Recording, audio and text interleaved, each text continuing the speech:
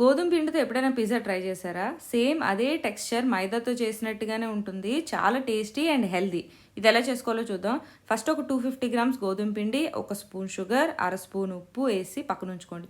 ఇప్పుడు కొద్దిగా వాటర్లో ఒక స్పూన్ ఇన్స్టెంట్ డ్రై ఈస్ట్ వేసి బాగా కలుపుకొని గోధుమ పిండిలో వేసి ముద్దలా చేసుకోవాలి. లేదా డైరెక్ట్గా కూడా ఆ ఇన్స్టెంట్ డ్రై ఈస్ట్ వేసుకోవచ్చు. ఇలా ముద్దలా చేసుకొని దీని మీద ఆయిల్ వేసుకొని బాగా నీట్ చేసి గంట పక్కన వదిలేయండి.